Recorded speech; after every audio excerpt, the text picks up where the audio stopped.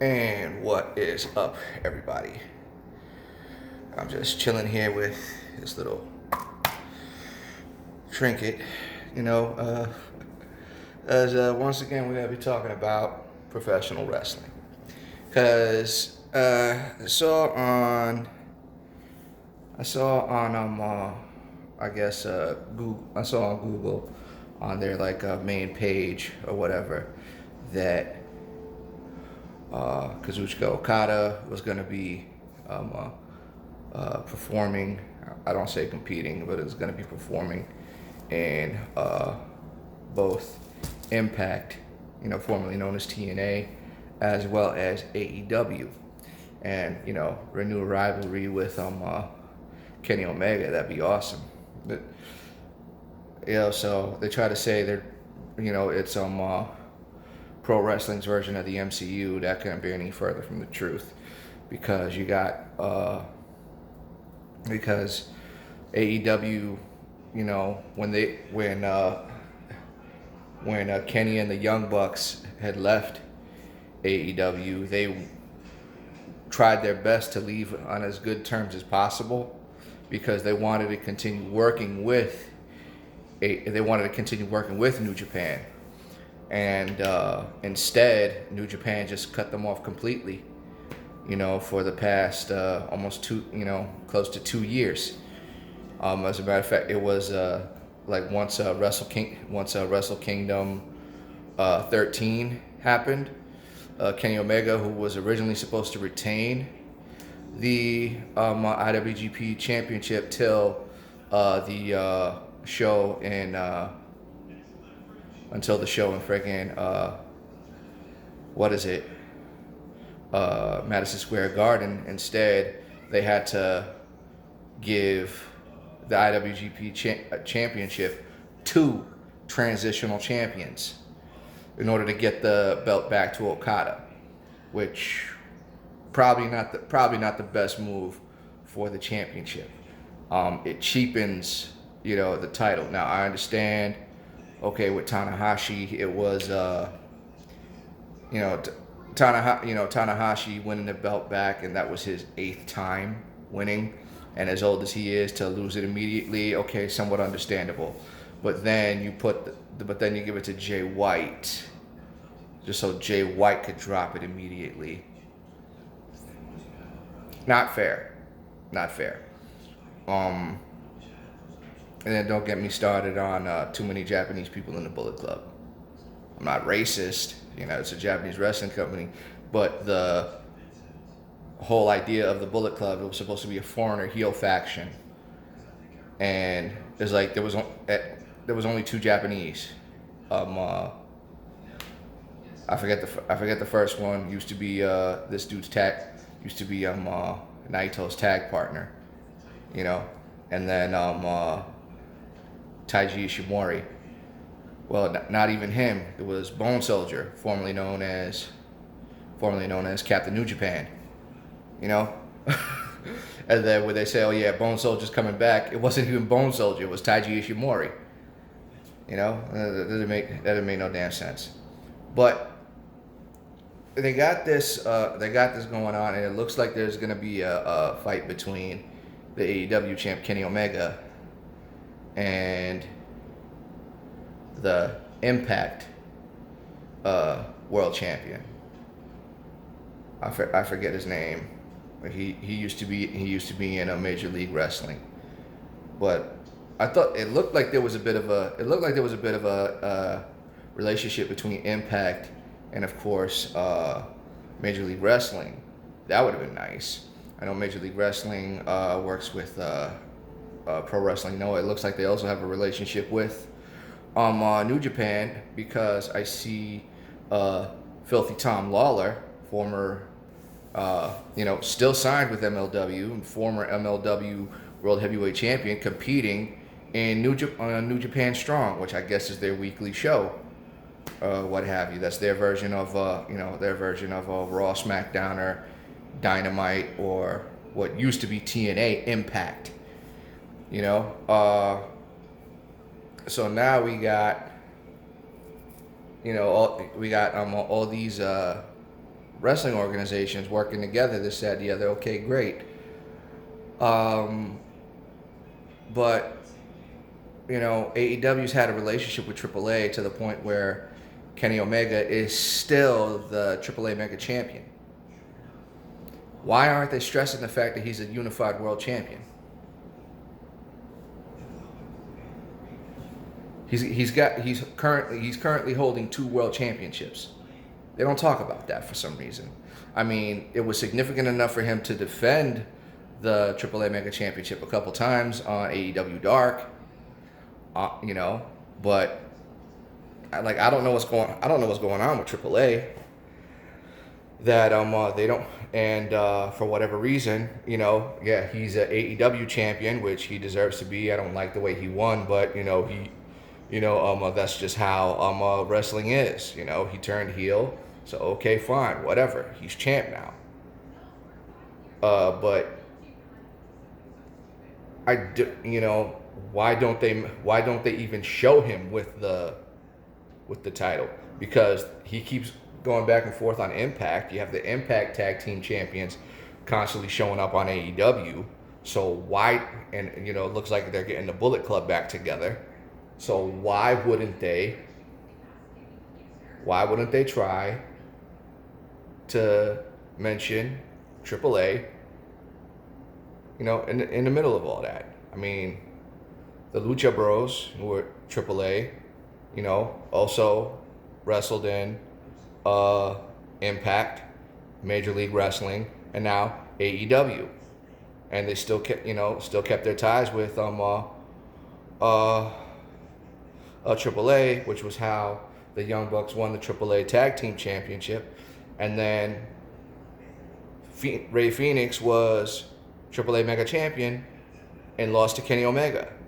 So why wouldn't they mention that? And on top of that, I'm watching, now granted I watched this a long time ago, and then come to find out that Jerry Lawler, not Ric Flair, Jerry Lawler actually holds the record for the most world championships with 33 world championships. And not to mention the most championships period over any other wrestler, like well over 120, or like 140, something like that. Watch Dave Knows Wrestling. But when David Lee and Dave Knows Wrestling was talking about what makes a world title, he was talking about basically like the fact that the purpose of the NWA was to have one world champion. Now you got all these different world champions, but it's like, are they really world champions? What is it that makes them world champions? And how WWE recognizes WCW and they recognize the NWA because they say Ric Flair is a 16-time world champion when he's actually a 20-time world champion. But those were all titles he won in the NWA and WCW. But they don't count Mr. Perfect being a former AWA World Heavyweight Champion. They don't count Jerry Lawler as former AWA World Heavyweight Champion on top of all the other World Championships he had won. So that didn't make any sense. And then to make matters even worse, what culture wrestling? I'm so sad that they lost Defiant Wrestling. It was nice to have. I miss Marty Scurll. I really do. I hope he's able to get back, because I never necessarily thought he was a good worker. I never thought he was a great worker. I just loved his character work. That character was second to none. The villain, the umbrella swinging, chicken winging boy from Oblighty. Yes, that guy. That's some of the best character work I had ever seen in a long time. So now with so many championships having been defunct due to the fact that now Chikara has been defunct is deactivated because they unfortunately went under, and God knows so many other companies have gone under. But they just what culture does a countdown of the the most wrestling championships, and like they started with Stone Cold Steve Austin, and like I don't know how many other guys that had only won 6 world championships. But here's the problem: they wouldn't count. They didn't count CZW. They didn't count Chikara, and they didn't count, and they definitely didn't count the WWE's version of the ECW title. Now I understand why they would say I understand why for CZW as well as Chikara, because anybody who's won those championships, even to go on to win other world titles, had never won more than 6. But then the list that they had created, they said they wouldn't count, they only counted ECW before it became a WWE brand. But then none of the 35, 36 guys that they had on this list were ECW champions before it became a WWE brand. Wow. 2 of the guys they had on the list were ECW champions as it was a WWE brand, both Big Show and CM Punk, which would have brought their total of world championships to 7 had they counted them. Then had they counted that as well, they could have added Christian and Bobby Lashley to it as well, because they only seemed to that list was only of people who had won 6 championships and more. And as much as everybody loves Christian, you think they'd ask for an excuse. And just because here's something that people don't seem to understand. A world championship is a world championship, like a recognized world championship, period. Guinness records. They told me this with Butterbean, because when they said that Holly Holm was the first person ever to win world championships in both boxing and mixed martial arts, I wrote to Guinness Records to tell them that's incorrect, because Butterbean was. But then they said that the championship, that the MMA championship that he had won, had not been contested for internationally. And it was like, well, UFC's belts were never, most of UFC's belts were never contested internationally. They were still considered world championships. When Pride created the heavyweight championship and the light heavyweight championship, those were world titles, and they never left Japan. So what do you mean by that?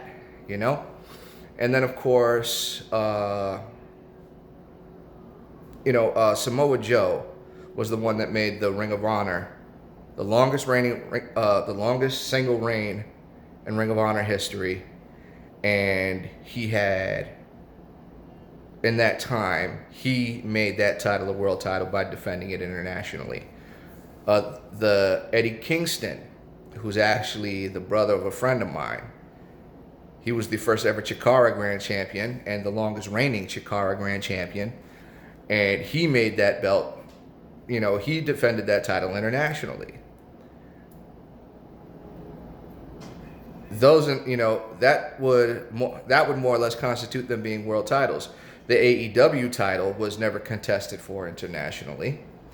And the one time it made its way to Japan, it wasn't even being contested for.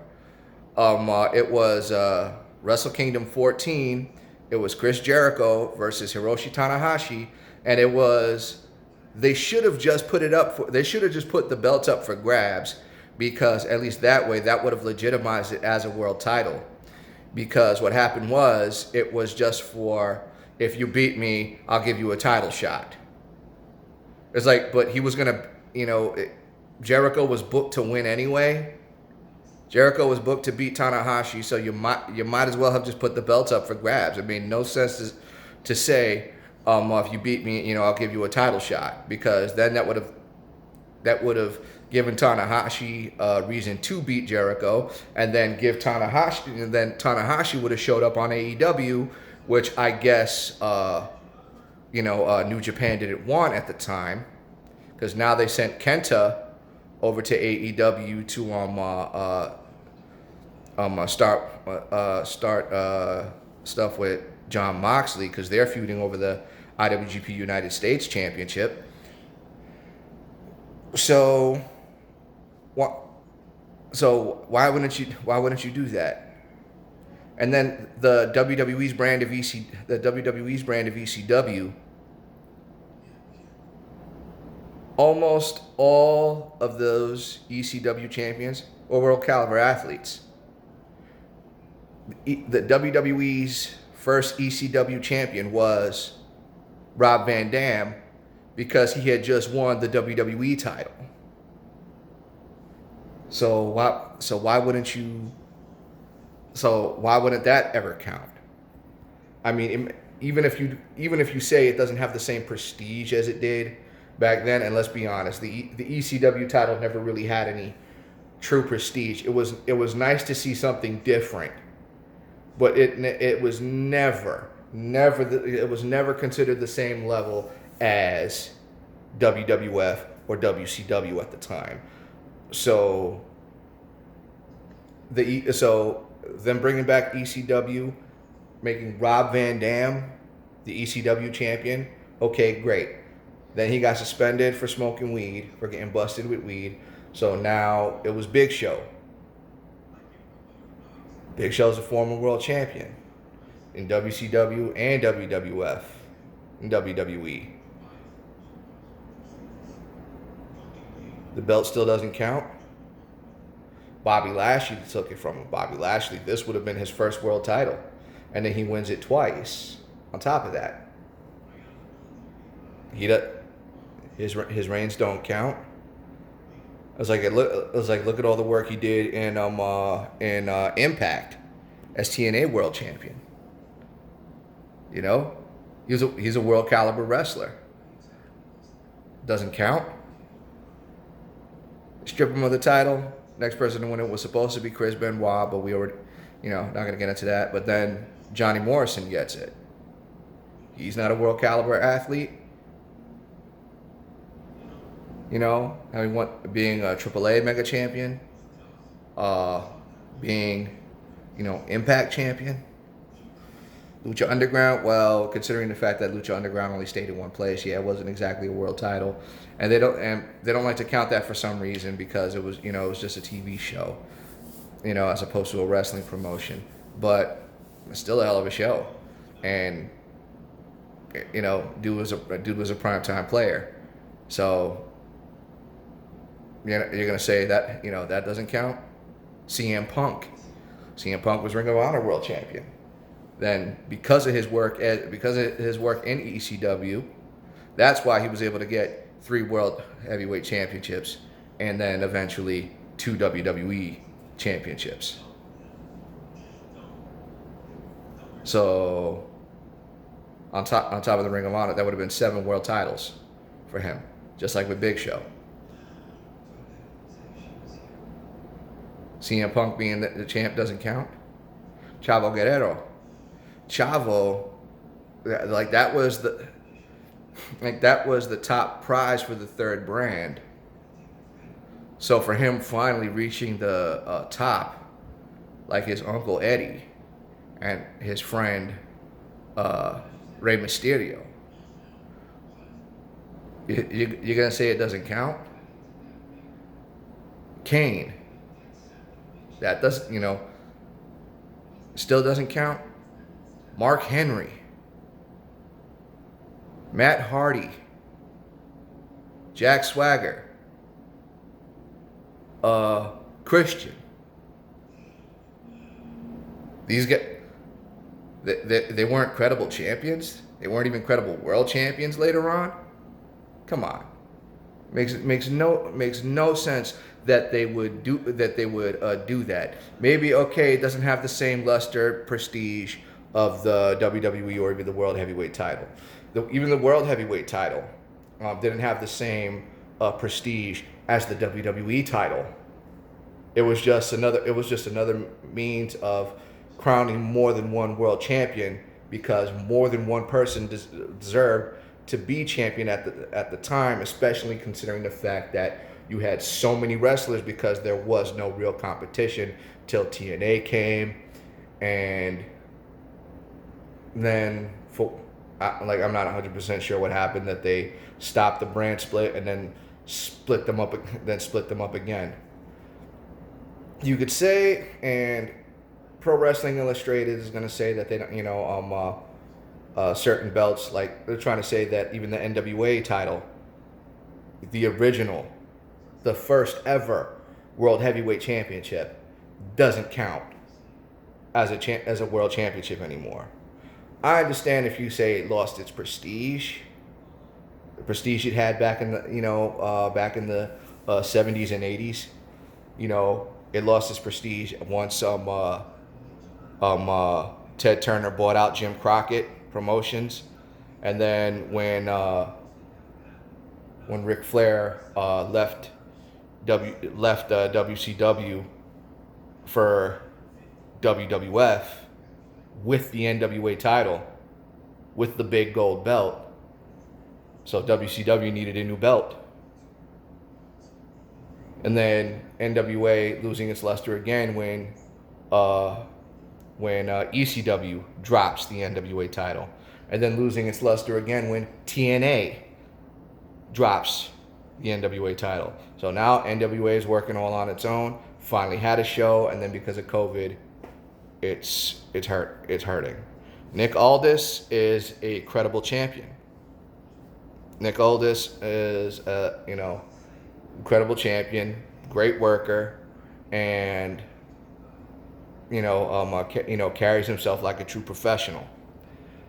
And to say that title doesn't count, you're out of your mind. A world title is a world title. May not have the same prestige as some of the major championships. That doesn't make it any less of a world title, as opposed to being the top prize of an organization, like East Coast Championship Wrestling. The East Coast Championship Wrestling, ECPW heavyweight champion, that's just on the East Coast. The Texas Heavyweight Championship, that might be the top prize of a certain promotion. It is clearly not a world championship if you're only the champion of the state of Texas. Big difference between the top prize and an actual world title. And then with world titles, you go to prestige. CZW doesn't have the same prestige as WWE. Ring of Honor doesn't have the same prestige as WWE. Chikara didn't have the same prestige as WWE. House of Glory, that's a world title. They didn't count that either. But again, not the same prestige as WWE. You want to talk prestige? Okay, it makes all the sense in the world. To argue prestige. To say that it's not a world title, that it doesn't count, that's not fair. It discredits pro wrestling. It discredits the wrestler. It discredits the promotion and what they were trying to build, especially like championship like Juggalo Championship Wrestling, which is dumb. But it's been around for a while. CZW has been around for a while. Chikara had been around for a little while. To say that their official world title doesn't count, and you look back at the lineage of the people who actually carried it, that's spitting in the face of the wrestler. And it defeats the purpose of being a pro wrestling fan if that's how you're going to treat their championships, and that's how you're gonna treat their champions. I'm done talking. You guys have a good night.